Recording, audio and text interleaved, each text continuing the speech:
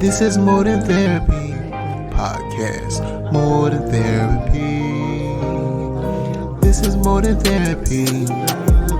More Than Therapy podcast. This is More Than Therapy. More Than Therapy podcast. This is More Than Therapy podcast.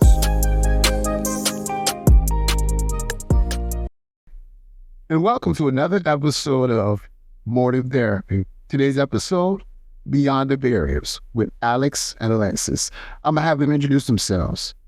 Alex. I'm Alex Hatley. I'm a graduate student at UNCP for the Clinical Mental Health Counseling Program. I'm currently in my internship, so I work with mostly trauma and trauma-focused therapy.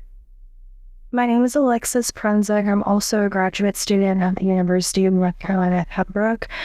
I am also in my internship as well. I work with a variety of clientele, and I've been in the mental health field for about 6 years now.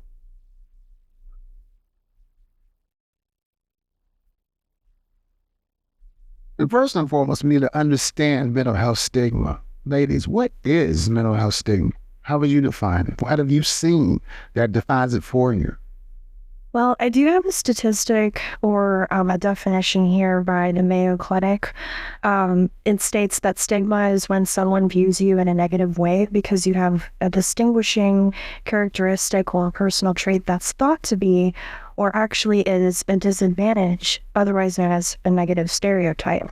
Unfortunately, negative attitudes and beliefs towards people who have a mental health condition are common. I also want to add, I think it's a great quote. I also think that the negative attitudes and beliefs can be societal. So mental health is something that everyone can struggle with. Every single person has had trauma. Every single person has experienced hard times. So recognizing that putting stigma on that hurts everyone.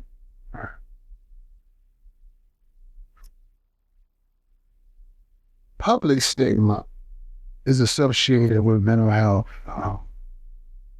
The way people see or the way they experience mental health or how they look at people who have mental health. Some people will not get mental health help because of how they may be perceived in the public eye. What is y'all take on public stigma? I think it's interesting, especially in the times we're in right now. We've got stigma being televised. We've got fear-mongering around different groups of people, which causes them to fear getting mental health help when culturally it's already very difficult to do that, depending on where they're from. In America is a melting pot, for lack of a better word. So different groups of people have different experiences and different ways of navigating how to find the help they need. And oftentimes within the family, they're experiencing stigma there, and they go outside and they experience more stigma. So I think it's got layers. For sure. I think a lot of people in the world today, unfortunately, don't have a lot of education or understanding regarding mental health.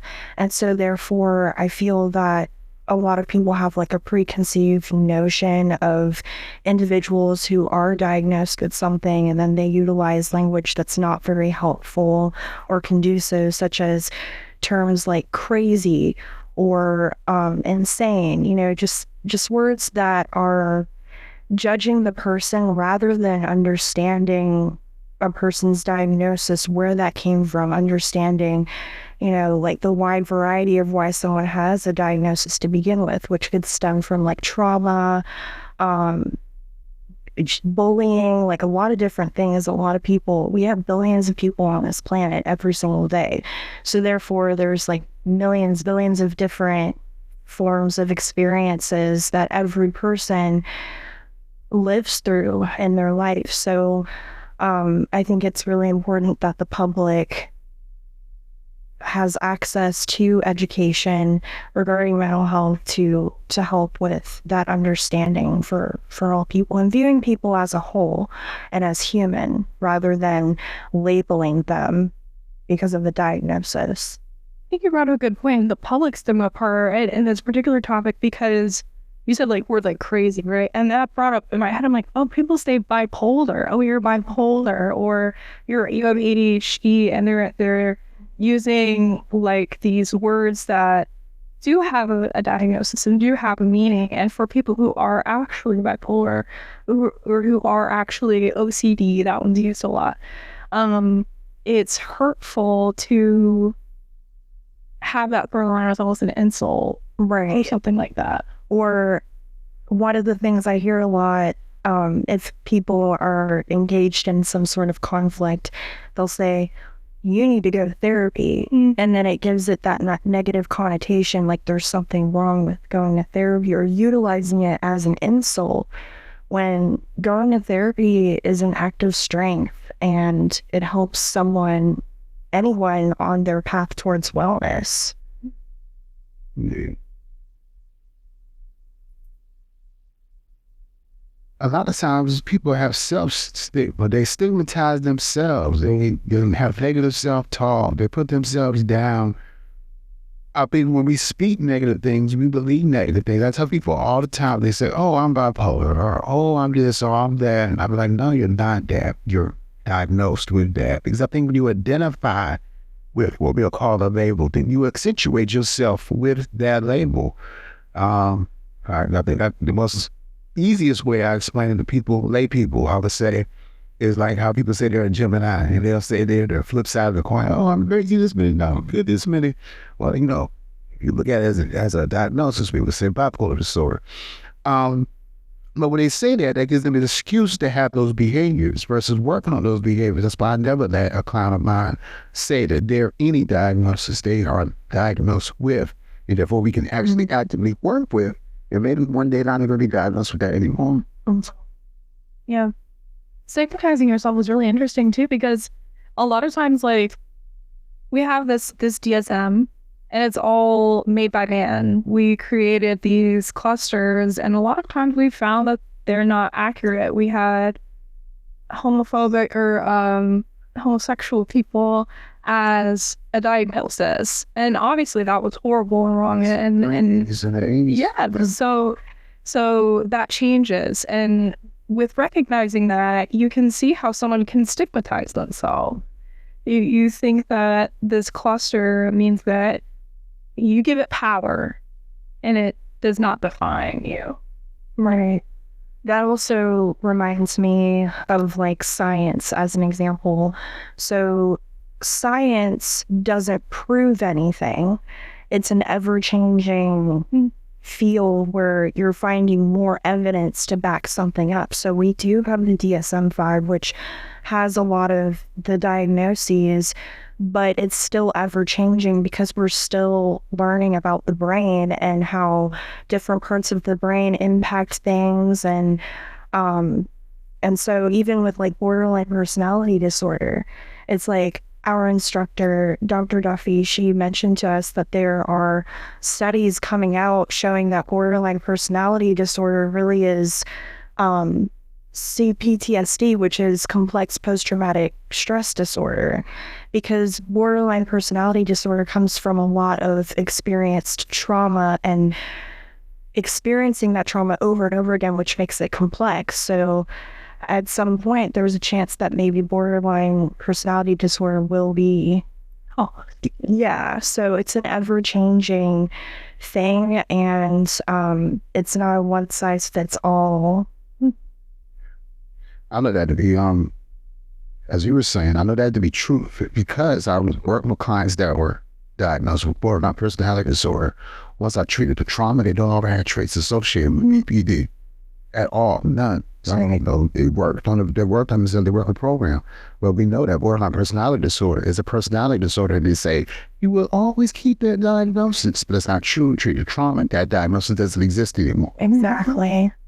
And so I've personally heard a lot of judgment and stigma surrounding borderline personality disorder. And to me, I think it's so important for people to understand the why behind it. Like, what happened for this to occur as a diagnosis? And it's because of trauma. And at the end of the day, we don't know what traumas the person went through. And so when we put more empathy and understanding on like the person's journey, which they may not feel comfortable with sharing, which is understandable, just, having that empathy and realizing this person may have experienced some tough times in their life. So, but also the fact that it is treatable, I think that's beautiful.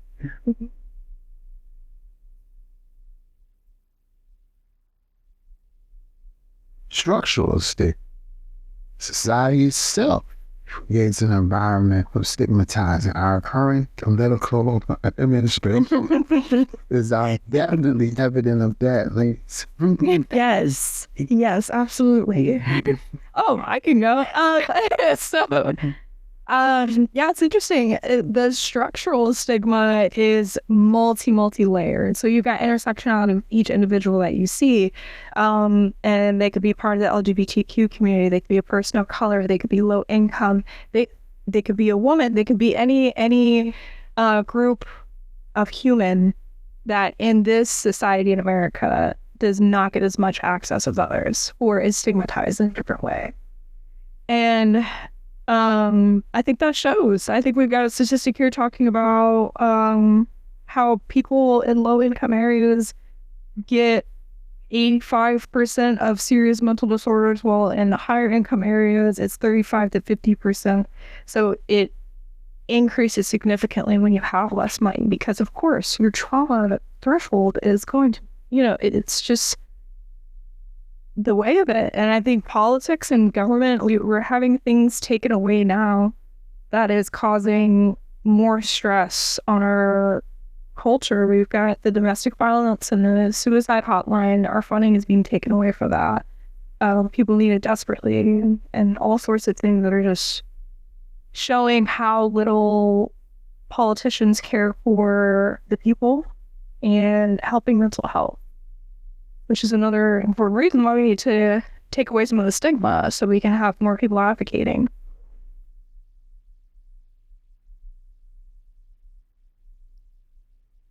Well, we've already touched on, you just mentioned it, the consequences of mental health stigma. I mean, I've known people that took their pain to the grave because they didn't seek help, or they felt that they couldn't get help, or they were afraid to get help, or maybe didn't have access to help. If only they reached out to, I don't know, to, a text crisis line, or had a crisis center they could go to, or go to somebody wasn't living with that pain and not knowing that you can receive help. And, by nature, we're supposed to be non-judgmental, empathetic, and all those things. But then let's be honest, you zoom all the way out, that is not always true. So a lot of providers have their own biases and treat their clients accordingly. Mm-hmm. And one bad experience can cause them to never seek help again. I had a client once, they had, they had an experience with a social worker. They never, ever sought help. And that's when they went into a downward spiral of addiction. That downward spiral, which led to multiple rapes, multiple pain, multiple traumas, until they finally got to a point where they were forced to get help. And then it was addressed, but afraid to invest in their own recovery because of the trauma that they experienced as a youth based on a social worker. Not a social worker like a therapist, but like a part of the social services. Yeah, I think that's unfortunately a common story. I haven't even been a counselor for but a few months, and I've already had clients telling me that they've had a horrible experience with this counselor, with this therapist. It makes them scared to even trust me. It makes them scared to open up about traumas or even try some of the coping skills I'm suggesting, because they feel like it's hard to know if what I'm saying will work. On top of that, I think Yeah, it goes back to the societal thing. When your family and your friends are telling you, oh, you're going to a shrink, that's crazy. You know, like it's just, it makes it that much harder to trust. If you're trying to call suicide hotline and you're not getting an answer because they don't have the funding, you're like, okay, well, why should I? They don't even care. Why should I? There's so many layers. It's so dimensional, and it's so difficult to even know where to start sometimes. This definitely reminds me of like back in the day, as an example. A lot of my family members from both sides of my family are older now, and they've come from families where back in the day they would kind of like shame people if they're feeling sad or angry or crying, and they'll be like, oh, well, just pick yourself up together. It's not that big of a deal. Or, you know, just something as minor as that. Like, it's a big thing. I think that it's important for children, for example, to express their feelings and emotions and not be shamed for any of it. And especially like as these people grow older, if they're experiencing like depression or anxiety, it shouldn't be shamed. And I think with the older generations, they haven't really sought out any assistance, like any mental health assistance or anything, as a result of that stigma. And that kind of brings me to a lot of people are asking, why, are people becoming more diagnosed with disorders or illness now? And it's because we have more access to testing. As time progresses, like the stigma is kind of, going away as we're teaching people that it's okay to ask for help, because it's helpful on each person's way towards their own wellness. There's another statistic here from the American Psychiatric Association. Stigma and discrimination can contribute to worsening symptoms and reduce likelihood of getting treatment. A recent extensive review of research found that self-stigma leads to negative effects on recovery among people diagnosed with severe mental illnesses. So when people are living in a society where they are being judged by other people, that in turn becomes internalized, and person then starts thinking, well, maybe I shouldn't do this because, I'm crazy or something. So back to the whole, education of learning more about mental health and understanding and having that empathy is so important. There's another statistic here from the Trevor Project. 45% of the LGBTQ youth seriously considered attempting suicide in the past year. Mental Health America, it says, it is really important to know that identifying as LGBTQ plus is not a mental illness or disorder. Although being LGBTQ plus is absolutely not a mental illness, many LGBTQ plus people experience mental health struggles. The bisexual and transgender communities have the highest rates of mental health concerns within the LGBTQ plus population. So yeah, I can definitely speak on that. I've done a few projects on this particular topic because it is so relevant right now. Every day there's more bills going into Congress, bills going into state government, trying to discriminate against you mentally ill. But it does make it harder to live because you've got people in the news and media and everyone telling you that you don't belong, that you're not supposed to be here. Movies, everything tells you that you don't belong here. So that makes it really hard to exist and to keep wanting to pull through. So yeah, right.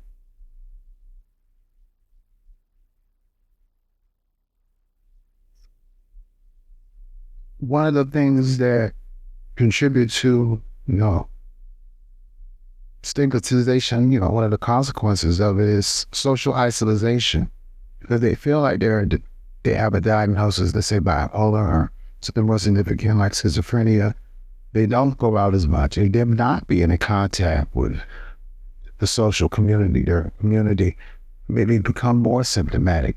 Even in some cases, maybe you become suicidal or have ideations with suicide or self-harm, self-injurious behaviors. I tell people all the time, especially after COVID, I mean, so many people, had despair, depression symptoms and other symptoms based on being isolated. They said, oh, I can't go outside, I can't do that. Well, actually, you really went outside. Just in people's faces like that, you know what I'm saying? But we just thought we had to be so buffered down in our homes. And I've seen therapists, you know what I'm saying, decompensate. I've known doctors decompensate, nurses that decompensated. So many people that were in the helping field, even if they're supposed to know the skills and have the skills, did not utilize the skills and therefore suffered because of it. So imagine people without the skills, because we don't learn these things, these skills, these strategies, these common techniques necessarily in a school setting. I know I did in my day, and I don't know about if you're in your upbringings in your day. But it would have been helpful. You know what I'm saying? You teach us about our bodies and the birds and the bees. Why can't you teach us meditation and breathing skills and coping skills? Yeah. It's a great point. I think that it's not prioritized in any way. I think, COVID was a huge thing. On top of that, we're in a society that's individualized. You've got people, you have to work. You don't need to have a social life. You need to work this many hours or you make this much money. And it's so hard to even manage to make friends in the world that we've created here. So, and social isolation is one of the most detrimental things to humans. We are social creatures. We need connection. And I can remember how hard it was during COVID. Everyone's anxiety went up. Everyone was struggling. And I think it caused more rifts. Now I've got technology to kind of buffer, but it's still difficult. Mm-hmm. And here, people with mental health challenges often experience rejection, exclusion, and discrimination in social circles and workplaces. I currently work as an employment support professional 3. And so with that, I work with a lot of the general community with finding work. We do have a lot of clientele that are receiving mental health care as well. And so I do see a lot of individuals who are struggling with finding employment even because there is that discrimination very much so at a lot of these employment companies and everything, which is really sad to see. So I would definitely say a lot of clientele, they do seem to experience the social isolation aspect. And with my work, I am inspired to provide a sense of belonging for each person because whatever they're going through, whether, it's mental health related or even if they're experiencing like some anxiety, they deserve to feel like they belong here because they do. We're human and they should not be judged for their journey. And I also believe that everyone should have like an equal opportunity to find work.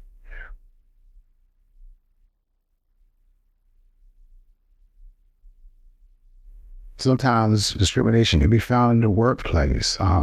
Some companies have employee assistance programs, but you rarely hear about it. And when you're told about it, that means that you're already on somebody's radar of needing that type of assistance versus promoting it early on so that you didn't even have to be asymptomatic before you sought that type of resource.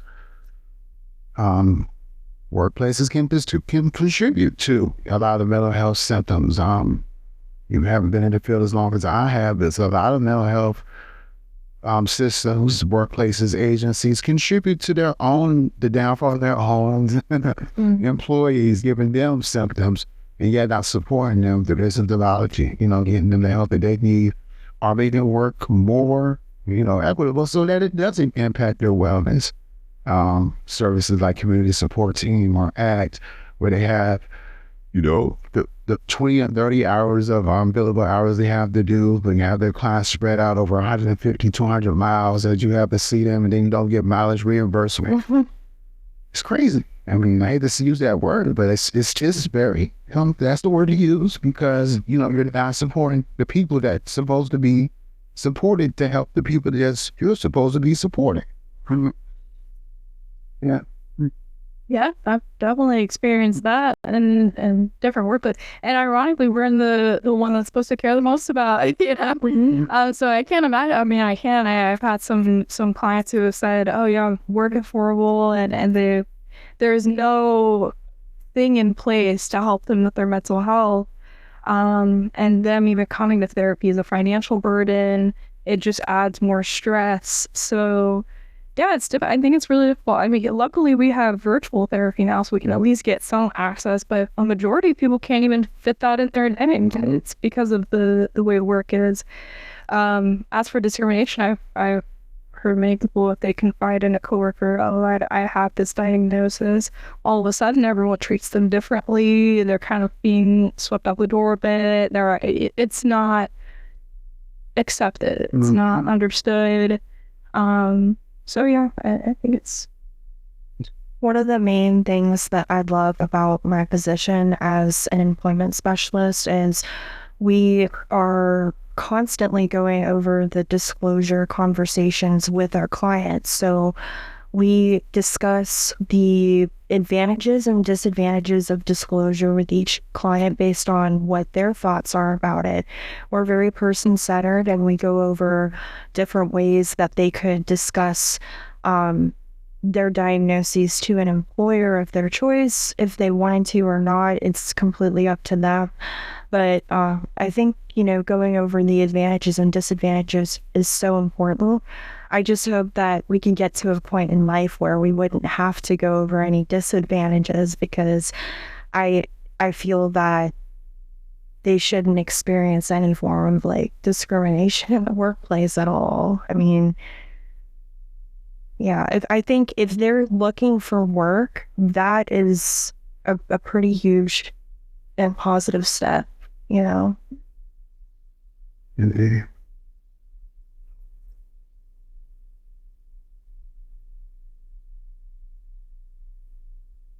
Stigma can cause people to have a delay in seeking treatment. Let's say a diagnosis like schizophrenia. After so many breaks, that cognition is so impacted, it can rarely ever be recovered. Whereas they got help after their first psychotic break, that they were taught to be better off and more able to transition back into being, a good member of society, a helping member of society.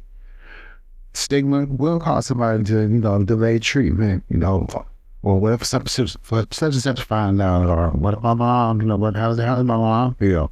A lot of times our value system keeps us from getting help because, like you said earlier, like how people talk about it in their families and in their bloodlines, they might say, oh, well, damn, I don't think it's all about me or treat me differently. And we just try to hold it together and do what I need to do.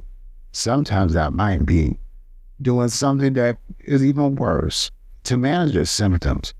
Marijuana, which could be a gateway to other drug, but no drug is a gateway to any drug, is the trauma they experience that are a gateway. Since you remember that.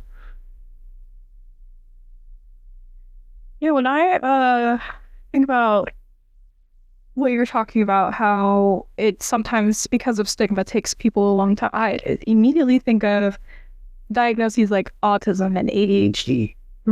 Right? You have autistic, which we both work with people with autism for a while. So you have an adult who has autism. The resources for them is so lackluster compared to for kids.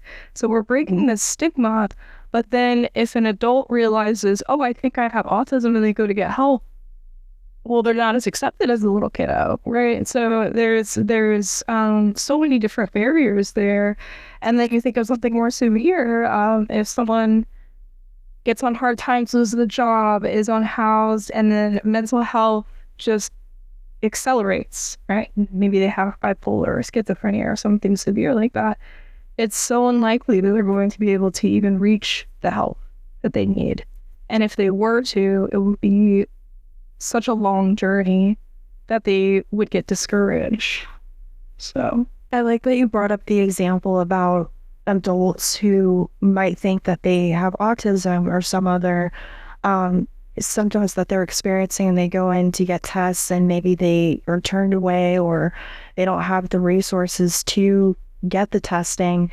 Like, there are some adults, let's say someone who may think that they have schizophrenia, and they go in and maybe they're turned away by people within the mental health field too, because they think that the adult is just making things up, or when really they should not be turned away if they truly think that, something's going on. If they're reaching out for help, the people within the mental health field should be offering assistance for that adult to have those resources, because then if they do have a confirmed diagnosis, then they can continue to receive the care that they need and work on their path to wellness. Yeah, opposite spectrum, a mental health provider might overdiagnose. That part too. Someone might come in and say something, and they'll say, okay, you have schizophrenia, and then they're slapped with a label that causes more trouble for them. Exactly. It's difficult. There's stigma within our own culture. So it just makes it so contradictory. Yeah.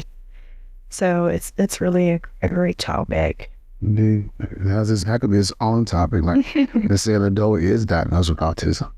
What resources are available to them? I don't know what VA therapy for adults. Yeah. Right. Yeah.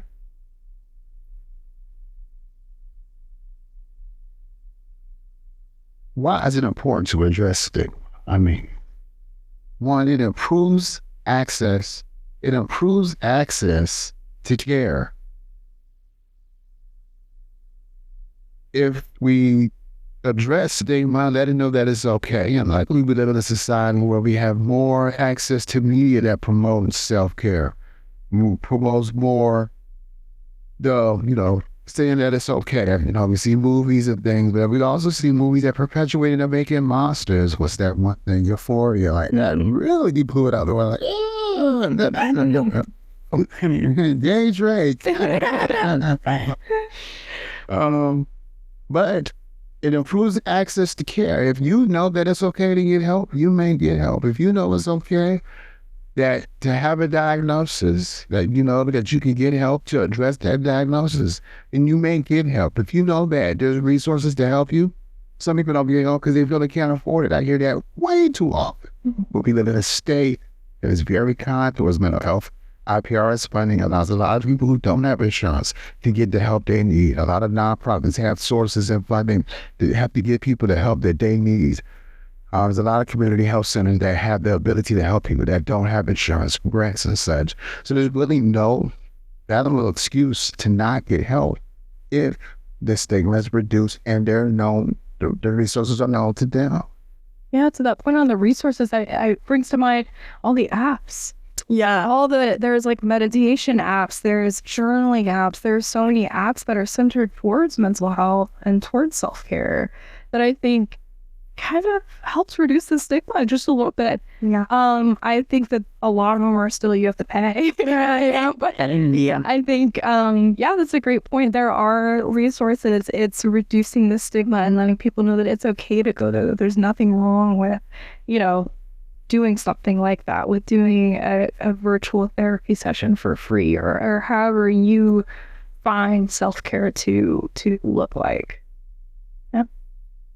When stigma is reduced, more people are willing to seek help and engage in early intervention, leading to better outcomes.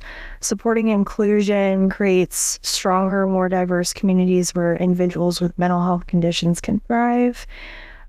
Reducing stigma can lead to greater workforce participation, reducing unemployment, and increasing productivity for individuals who may have otherwise been sidelined. And eliminating stigma helps individuals feel more confident and empowered to manage their health and pursue their goals, leading to better overall mental health.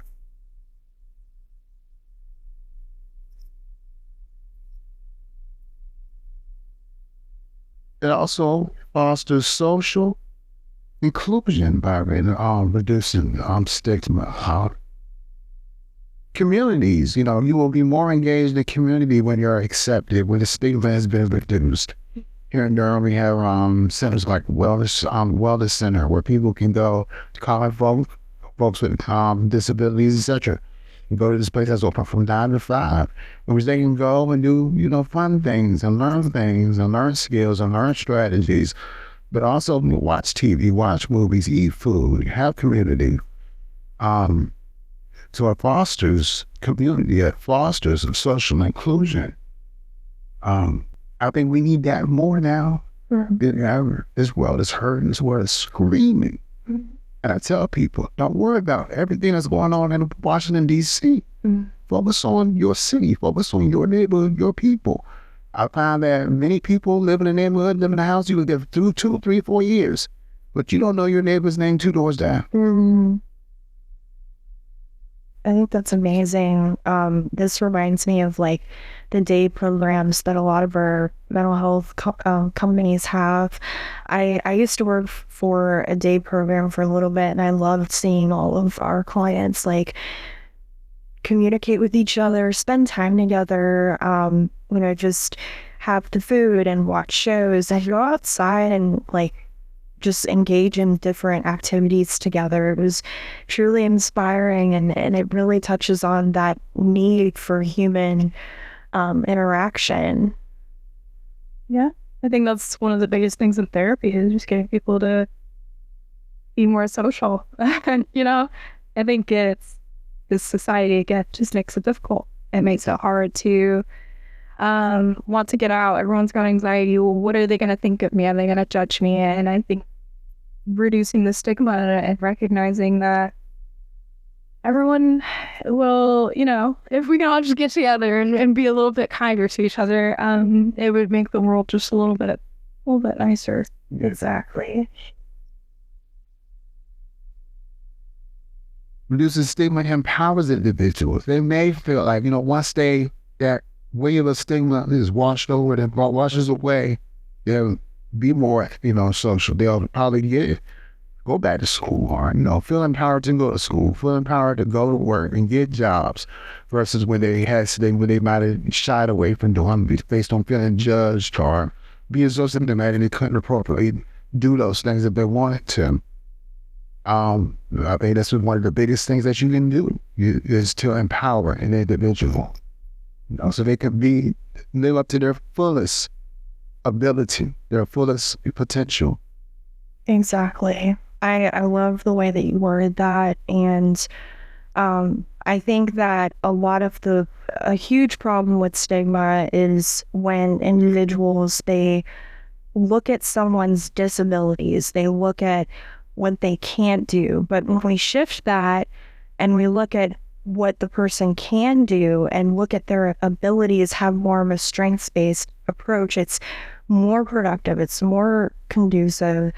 I have an example here. Someone one day asked me, well, you're an employment specialist. You certainly wouldn't help someone who has like a severe mental illness with becoming a doctor. And I'm like, you can help anyone reach a goal, or, even if they want to become a doctor, absolutely you can help someone who has that goal. First, we would acknowledge the individual's aspiration and challenge. Acknowledge it by saying, it's amazing that this individual has such a determined and inspiring goal. It shows their resilience and strength in the face of challenges. And then we're focusing on the abilities. So while it's important to acknowledge the mental health challenges, it's also crucial to focus on the person's abilities and strengths. Many individuals with mental health conditions have exceptional talents and can excel in demanding careers. And then we have the supportive measures. The person may need accommodations and additional support, but that doesn't diminish their ability to contribute positively to the medical field. For example, flexible scheduling, therapy sessions, and a supportive team environment can make a huge difference. They may need a tailored pathway towards becoming a doctor, starting with education in a supportive environment, enrolling in schools or medical programs that offer specialized mental health resources and reasonable accommodations. And there are plenty of doctors, writers, lawyers, all of the above who have a mental condition maybe currently or have experienced it at some point in their life, and they're very successful today. Yeah, I think that goes back to Yes. yes, anyone can experience trauma, anyone can have mental illness. I think, like, to limit someone, that's again giving up too much power. Right. You're saying, okay, my diagnosis of bipolar, for instance, it makes it so I can't do anything. Right. That just throws it away when you could have empowered that individual and they could have helped so many people or done so much, right? There's so many, we have advanced as a society to where we have such a variety of jobs, right? Maybe that individual can't get through medical school, but they could get through nursing school. Exactly. Or they can do something at a technician or something else in the medical field. And they just didn't know that there was other options within that. And I think that's the importance of empowering. Yeah. Exactly. Providing, helping the individual with knowing that there are options and different pathways and everything too.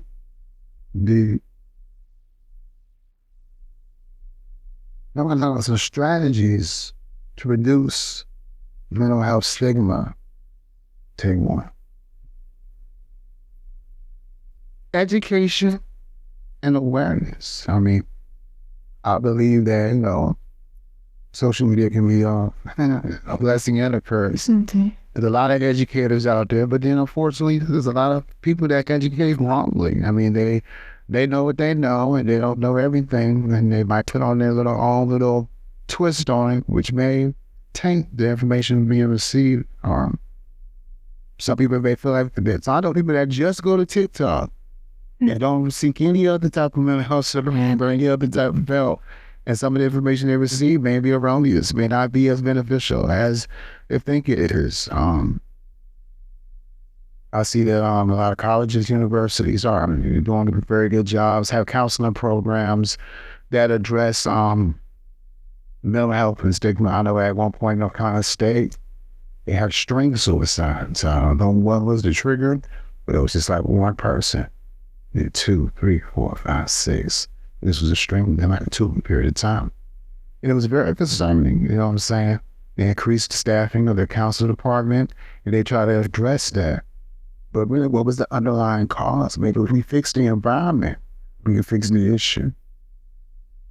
That was powerful. That really hit me. I think about that all the time because we're talking about stigma, right? And we can say all day long, okay, everyone needs to accept mental health and be a little bit better and a little bit kinder. But if the systems don't change that are creating these traumas, how are we going to heal? How are we going to be able to deconstruct the stigma? I just don't know that. I think that's why advocacy is so important. Advocating for, like you said, local, at anything that you can do, because we can keep getting therapists and community centers and all these things in. But if every single day that person is still going to the school or their job where they feel miserable and they're rehashing traumas and things like that, there's got to be more.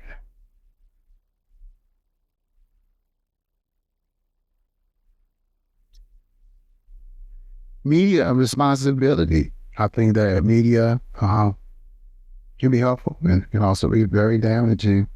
I know even like when I try to put together PowerPoints, like some of the images we see here, they could be very disparaging. They could, remember I was making a PowerPoint for a training I did recently, and I put my little keywords, and the images they would come up with, like, ooh, I don't know if I want to use that image for this PowerPoint, but that's what the Google search, the pixel-based search told me that, would be appropriate for that particular keyword that I use. I said, nah, it's like, Kaya, see if we can make our own pictures. But, it's the response. You would think that media would be responsible, but media is responsible for one thing, making a profit. They're not responsible to us. We have to make our own media. We have to create our own media if we want the media to be responsible to addressing mental health, reducing stigma appropriately. My sister, she's a filmmaker, so I encourage her to always utilize a consultant regarding certain scenes or certain things that she's trying to address in her films. Therefore, there's an accurate representation of the mental health disorder and not a stereotypical view, which may impact someone watching it who may not seek help because that's what they see. Right. Right. I do see a lot of therapists on TikTok and they try to, advocate and say and correct and give proper information. That doesn't mean that there's not a whole other plethora of random people who are saying what narcissism is or these hot topics that cause people to think, oh, do I have that? Am I autistic? What is that? And I think that's good in a way because maybe they can get to a professional and feel out if there is something there. But at the same time, yeah, I think it's making sure that it's right information and not just whatever pops into your head. Like, do some research, make sure it's proper so that other people don't take it and scare themselves or anything like that.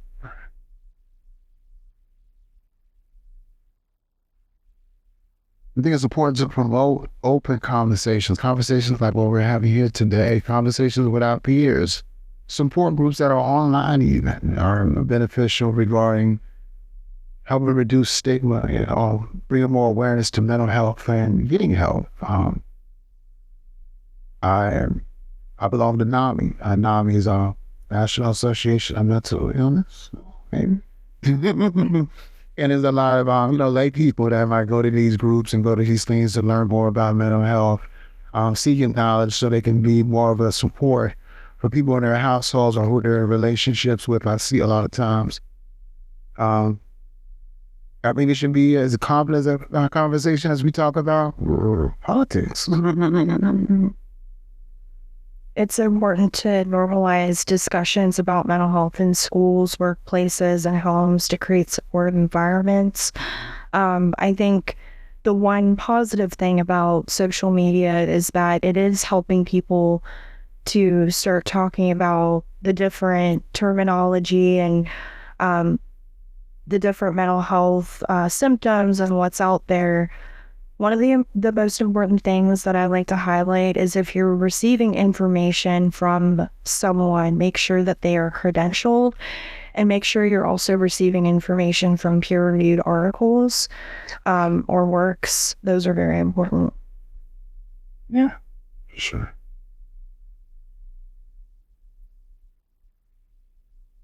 We need supportive policies, unfortunately. So, especially as of today, we need DEI back. ASAP. Okay. The difficulty is that I think people sometimes feel hopeless. Yeah.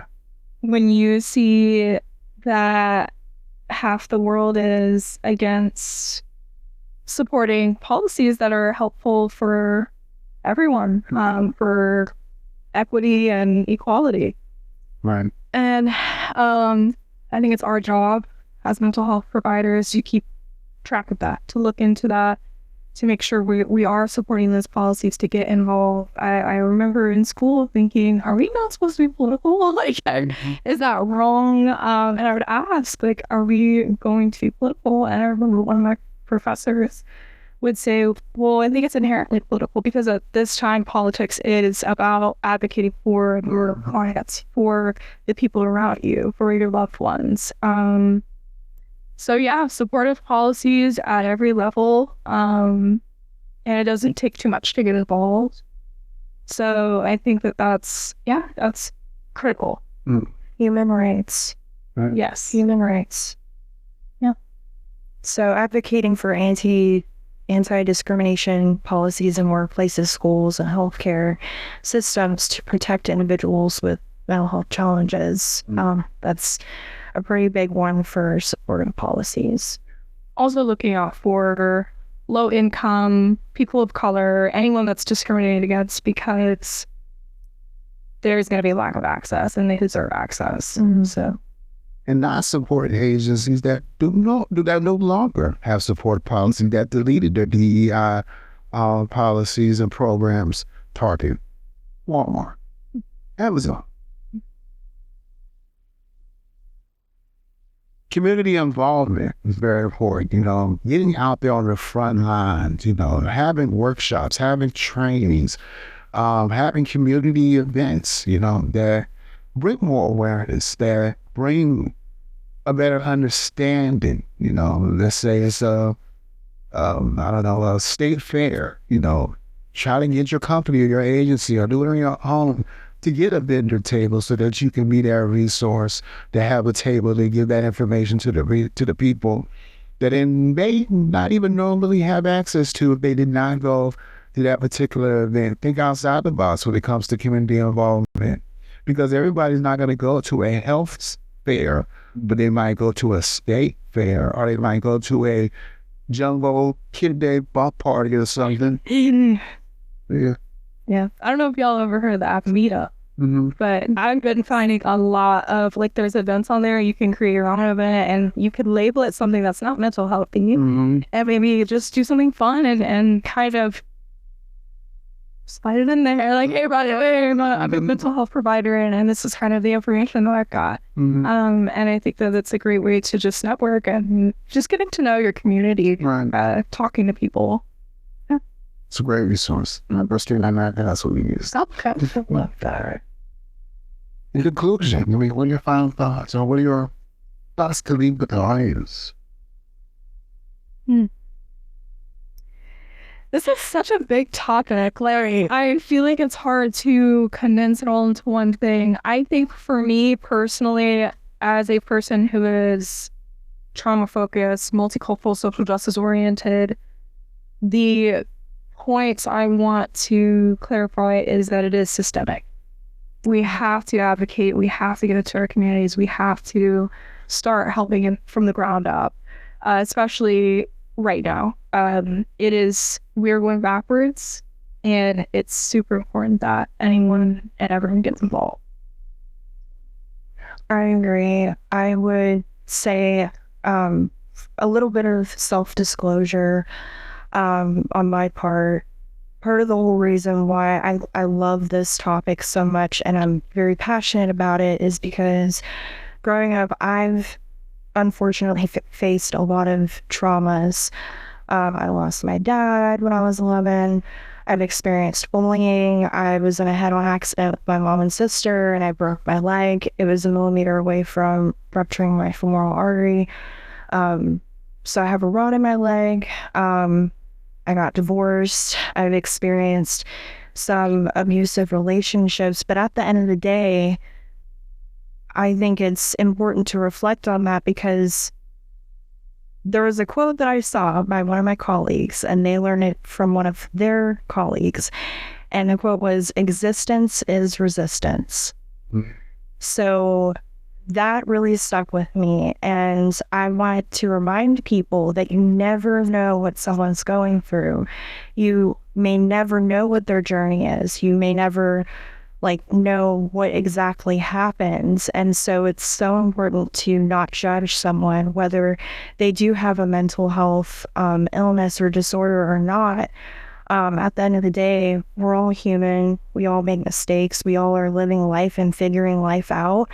And so I think one of the most important things we can do is to stay kind and build that sense of community and look at each other and say, or look at their strengths and their ability. So I think having a strength-based approach and looking at each person's abilities and what they can do is productive, and I think will foster a more inclusive environment and community. And so I love this topic.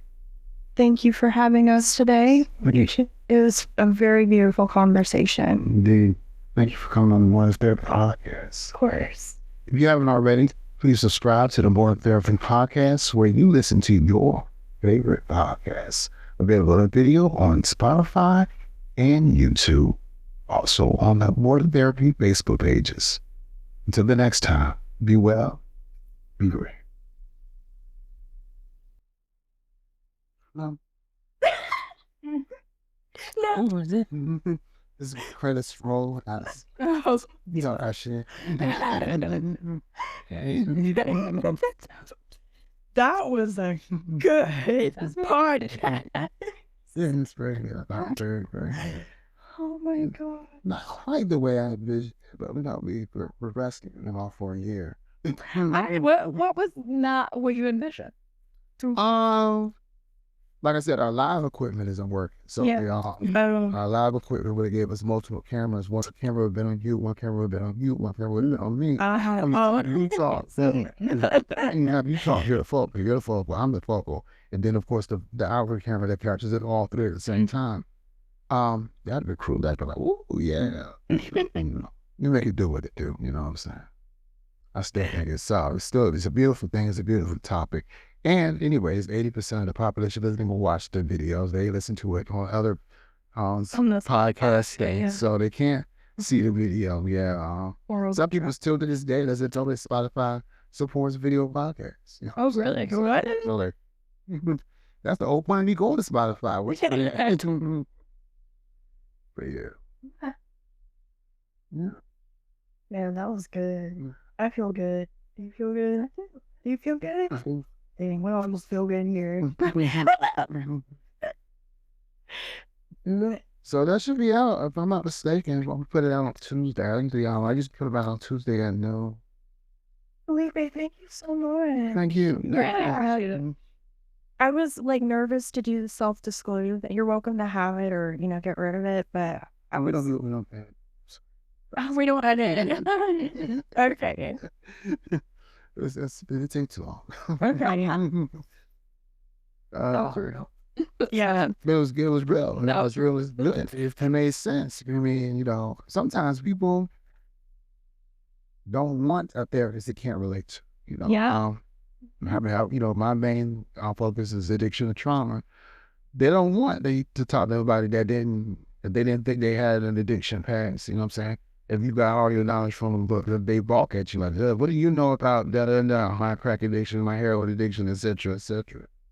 Not knowing that you don't necessarily have to have that knowledge. I mean, you have to have that experience to be able to help them. I think that's a ridiculous notion. Mm-hmm. As long as I'm empathetic, genuine, and have that rapport that help you get the strategies, but that to them, that's not the reality, unfortunately, a lot of times. I'm in Raleigh. Yeah, I'm in Raleigh too. I had a lot of interviews in Durham, but no one. I do virtual too, though. Yeah, that's nice. I'll take it. We are. Yeah. Funny. I do I'm a person. Yeah, it would be a drive. Yes, wrong morning. Our site had us make an open path profile, so like I have that on there. I don't. Yeah, my supervisor just gives me. Yeah, she said, and she's literally the best. Oh, we're still sitting for credits. Are we credits? I can edit it if you want me to, because I've done. Oh yeah, I'm currently on hiatus too from my art stuff. I used to be a YouTuber, but since I started school, I was like, I don't have time. So this is the current spot that I'm at. But I'm starting with my supervisor a trauma-focused group therapy, and we've got a variety of therapists there. So if you or any friends, the trauma. No, it just means that we just care. Like, if you're addicted to something, we're gonna focus on trauma, because once the trauma goes away, you do so. So like, it's not like you from like everybody all the session from. Absolutely, but that doesn't mean that you haven't experienced it. It's over here. It's an intern. It's free. That's fine. Okay, and then I've got some people at in my group that take insurance too. Yeah. All right. Well, thank you, ladies. I do appreciate it. Yeah. So it's fun. It was so fun, Alex. If you ever want to be your own thing or whatever, we'd be more happy to produce it for y'all. Something to think about. Maybe you want to do a commercial or infomercial or something to promote your agencies or that y'all are doing. Something to think about. Yeah, my supervisor's starting I was just telling her a trauma-focused group therapy with a couple other people, so she might actually really want that. Yeah. Yeah. All right. Well, y'all ready to go? Let me walk y'all out. All right. right.